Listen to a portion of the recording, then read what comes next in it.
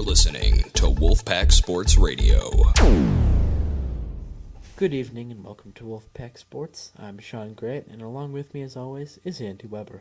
Well, Sean, it's great to be back. This is our first, video radio show, so it's... Yeah, we're used to being kind of off the scenes, just our voices, but now getting a good video look too. Today...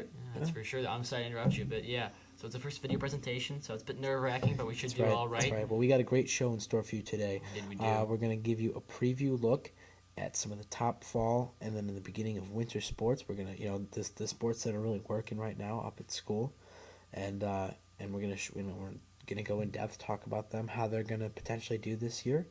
And then we'll also give you a brief recap of all the championships that were So let's actually begin with that recap you're talking about. Now, let's see. First up, we've got our girls' water polo team, the state champions. Yeah. I know. I saw Coach Cashman up at school this morning, and I mean, he's still glowing. This really did, a lot for his career, for his future, for his confidence. He is still very happy. Always been a very happy guy. Always been great to be around. But I mean, he's still just still gotta love it. So. Yeah, it's great playing. The first team at Ignatius, 144 years to win a state title. It should be motivation for other sports to step up. Boys finished fourth in water polo. Right, boys that's track pretty good too. Finished fourth at IHSA. Oh yeah, so and Jack Keelan capture another. He won 2 state championships. Another individual championship for him. 2 in the 2 mile, 1 in the 2 mile, and 1 in the 1 mile. And that kind of went by the wayside. But how many championships total was that for Jack? That was a total of 3. Yeah, which they call the Triple Crown for distance. Oh, like the horse racing, except exactly, but for running, for people, not for horses. You're not horses. No, we're not. You run like horses, but you're not actually horses. Unfortunately, we are not. But who else we got on the table? Oh, but boys tennis won CCL, which was a big deal. Pretty good. It's pretty good. But we also had some great GCAC and CCL competition this year. Not the same amount of championships I think as last year. A few more. Right. I know boys track won all 3 CCL. Won all 2 CCL championships. Yeah. We also won it cross country, but that was fall, a long time ago. Yeah. But I mean, we'd like to congratulate every sport that goes out there and competes. You really put a good name for Ignatius. At least we hope that you try to. And we'd just like to congratulate you on all your season. We look forward to another great year this coming year, which I think would be a good segue into the main part of our show today, which will be giving you in-depth previews of the 3 sports of football, basketball, and cross country. Which we will do right after our break with a message from our sponsors. Stay with us. This is Wolfpack Sports Radio. Are you tired of missing all those great high school sporting events? I know I am. Are you ever watching SportsCenter and just wishing, wow, I wish my high school had something like this? Sometimes. Well, now you do. You can tune in to Wolfpack Sports, and we'll give you an update on all the sporting events that you missed, even sports you didn't even know you had at Ignatius. You have a Facebook? Who doesn't? Like us on Facebook, Wolfpack Sports. We currently have 80 likes. Make it 100. Make it 1,000. Wolfpack Sports, your source for everything Wolfpack. And we're back after our short break. So, Sean, how does this year's football season look like? Well, this year for the 2013-2014 Ignatius Wolfpack football, we are highlighting a core group of seniors, highlighted by Nick Beltran, Jack Burns, Tony Waller, Blake Brumfield, Rocco DeLeo, Richie Podkowski, Kyle Robinson, J.T. Schlegel, John McGowan. Let's see, who else do we have? We have both of the O'Malley's, Patrick and Kevin, Tim Duty, Matt Avani, Brian Hoffman, Joe Ford, Patrick Manning. And that is it. That's a core group of seniors. There's a lot of seniors. Nice group of seniors that's a lot of them. I mean, everyone contributes. Maybe if they're not all starters, maybe if they're not all stars. I mean, some of them are just terrific football players. Some of them could go on to play college football somewhere. But the senior group is only about half the team. As of the rest of it is a lot of juniors, and then some of the sophomores that are playing up that are pretty good. I mean, most of the good juniors, a lot of them play on the defensive side of the ball, actually, because you have Louis Burek, you have Frankie DeLeo, you have Lucas Boback, you have Max Sponholtz, But then you also got some good players in the offense. Like you have Ian Mulcrone and Jimmy Irwin on the offensive line.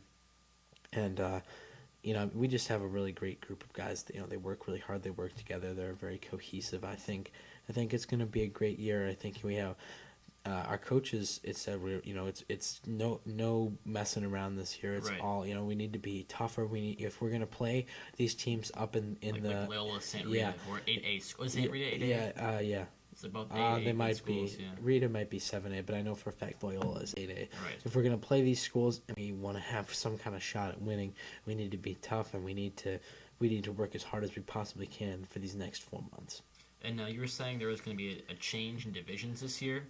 Could you explain it to our listeners? Yeah. So basically, right now there are 3 divisions in the CCL. There's the CCL Red, which is kind of like the bottom division. There's the CCL White, which is the middle division, and the CCL Blue, which is the division that all the very tough teams play in, like Loyola and St. Rita.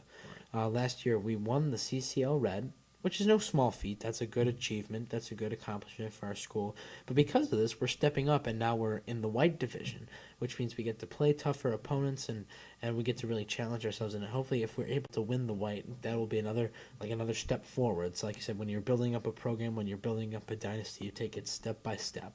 Right. So this would be our second step in building up into what would be, hopefully a tradition of Ignatius Wolfpack football. So some great playing by those players. Hopefully they can, make their moves and improve. And just to highlight a couple of seniors, I know I said the names, but I didn't say their positions. Like on the defensive side of the ball, you have Kyle Robinson, who plays in as a safety. He's a very good player. Very fast track runner too. Yeah, and then you have Rocco DeLeo, who's making the shift over to a defensive end. Because he was quarterback last year, is Right, that correct? and he can play so many positions just because he's just an athlete and he'll make a lot of plays there. And then you have Matt Avani on the offensive line. He's looking to have a good year. He's shaping up to be pretty good. So those are just 3 of the many seniors that really stand out in my mind. They're going to be hopefully really good this year. Now, one final question for you, Sean. What do you think that your team will have to do to stay and compete with teams like Loyola, St. Rita, Mount Carmel, teams like that, which will not be competing against? Well, I think the first thing would be to not get intimidated. We gotta feel like we earned this. We earned the right to be here. We can stay on the field with them. For the second of all, we just gotta work really hard. We gotta work on just like conditioning, footwork, actual skills. We gotta have the plays down. You gotta have the same work ethic that these schools like Loyola and St. Rita do. And of course, those schools have that kind of work ethic is because they're winners. And the kids realize, the coaches always know. The coaches always know that you need a work ethic. Right. But the kids need to realize that that the hard work ethic equals wins. And of course, once they get those wins, then they have a harder work ethic because they know it's proven to work. So we also need to have the same work ethic as those schools. So once you take away that, no intimidation and hard work ethic, and I think it all just comes down to just play your very best. Just even if say if you mess up a play, just don't get your head down, because good schools, good players on teams like that, when they make a mistake, they don't get their head down. They just go up and they make the next play, and and that's why they play to win. We got to play to win too. We can't say, oh, we're content with a certain. We can't we can't settle for hanging in the game with Loyola, which would be an accomplishment, but you can't be content with that. You got to be out there to win. And that's another way to be able to stay with the teams, is being out there to win. Right. So that was a great recap. Thank you, Sean. Yeah. So let's talk about some cross country. Cross country. So as we all know, your forte. As we all know, we have lost Jack Hillon, who was a 3-time state champion. It's going to be twice in track. Hard on the community, I imagine. It was once in cross country. So cross country can be to the 3A level, which is the top level in cross country of the 3As. So last year we won CCLs, beating Loyola, which was good, which we had done since 2010, and before that 20 years ago. So it was a good win for us. We won by a huge margin. And to be honest, we're bitter rivals with Loyola, as I'm sure we're in football. Every team is. Yeah, with Loyola. every team wants to be with Loyola. But there's been some great running. There was last year, and now the top 4 that we know for sure this year will be Chris Korbick, Dan Santino, myself, not to toot my own horn, and Taylor Dugas. Chris is a junior. Dan's only gonna be a sophomore this year. Chris will be a senior. Dan will be a sophomore. I'll You'll be a junior, and Taylor will be a senior. Is there anybody else we should kind of look to have a breakout year? So look out for Brian Santino, Dan's little brother. Yeah. Dan's older brother. I'm Yeah, sorry, well, Brian. yeah. Don't kill me for that one. But Brian, who's going to be a junior next Yeah, year. I know Brian runs pretty well. I mean, I know his older brother Patrick runs for Miami, Ohio. He was pretty good when he was here, and of course the younger brother's fast and upcoming. But I hope Brian can at least make some noise. I think he will. Yeah, I don't see why not. Also, we got Colin Kahn, who rumors are that he will not go to soccer next year, and actually from track go straight across country because now he really enjoys running. And he'll be back, which would be good for our team after losing Keelan. Yeah, you need to build up. You need to get some young players, young runners. I'm sorry, I should say. Right. To, I don't know, find someone to try and fill in those awful big shoes. And then lastly, he's a freshman coming in. I think his name is Eric Wolfsheim. He's from the OPRF district. He chose Ignatius over OPRF. Great choice in my pretty good. humble opinion. So hopefully he can perform as we expect him to do and maybe make our varsity roster. But there are still some more kids I'm not going to mention that can step up and perform very well. I don't know for sure. Loyola is still on our heels now. They all are running around the times that can beat us. They got a lot of sub 10 2-milers, which we only have 3 of. Yeah. They have 5 of those actually. So what it's sounding like to me is that right now you guys are kind of at the top of the food chain. You've worked your way up there. In the CCL. In the CCL, you've gotten up there. You know, you've competed with the best. You've beaten the best. How do you plan to stay there? Well, we can't be full of ourselves. Can't be complacent. We've come from, in 2011 we weren't that good. We were pretty bad actually. For example, in 2011 we finished like 4th at conference. No, sorry, 2nd at conference, but it was bad. 2011 was just a rough year for us. We had lost a lot of seniors the year before, and now we're returning pretty strong from some guys who are experienced. I know me, Dan, and Chris can run in a pack sometimes, not all the time, but sometimes I can stay with them. Taylor is in the pack usually, so we can run a good, nice pack running, which would be really helpful for our team to score those low points, which in cross country you want to have the lowest score to win. Right. The perfect score being 15. Okay. Yeah. All right. So as we're saying, we still have a chance for CCLs, and now last year we missed the qualification for state by one spot. I remember you were very upset that day. Half the team was in tears. It was pretty upsetting. So I guess you could kind of call Lane Tech kind of a yes, rival? because what happened with Lane Tech is they wore 2 chips on. One of the other guys wore 2 chips on their shoes, which was said everywhere, don't do that. Could you explain the chips a little bit more? So there are 2 chips that are given to each runner at Niles West. Chips, so like what kind of chips? So they're little like square rectangles. They're plastic, about this thick. So it's like a timing thing. Yeah, it's a timing chip. Okay. You tie it to your shoe.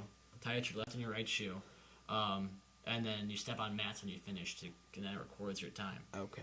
But it has to be 1 left, 1 on right. Okay. This runner did not listen to those instructions and put it on both on his left shoe. Oh, wow. So when he finished, it did not count. And so when the results came out, we finished 5th. I myself ran a bad race. We should have finished much further up. Dan ran a not great race. Taylor was injured.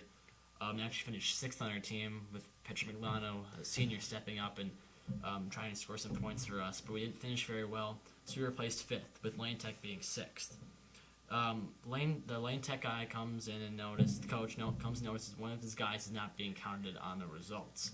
So they call everyone up, and they review the video footage of the finish, and it shows the guy finishing but not being counted. Oh, wow. It's like a play-by-play. Right, so they have a full video of it, and they put him back in, and we finished 6th, and Lane Tech was placed in 4th. It's a heartbreaker. It was a heartbreaker. So hopefully this year we can not have any more screw-ups, have a full, strong race, and perform at our full potential, which we didn't do last year. But, we'll have to see. There's no givens. We'll be competing in Georgetown again this year for cross country. That's pretty cool. We're flying to DC on October 12th during Columbus Day weekend, so it'll be pretty fun. Yeah, I remember you were excited about that for track. Yeah, it was pretty cool. I think that's mostly it, though. Yeah. Anything to add, Sean? I don't think so. Well, thank you for joining us here this evening. This is Wolfpack Sports. With me as always, Andy Weber. and I'm Sean Grant. Thanks for listening tonight.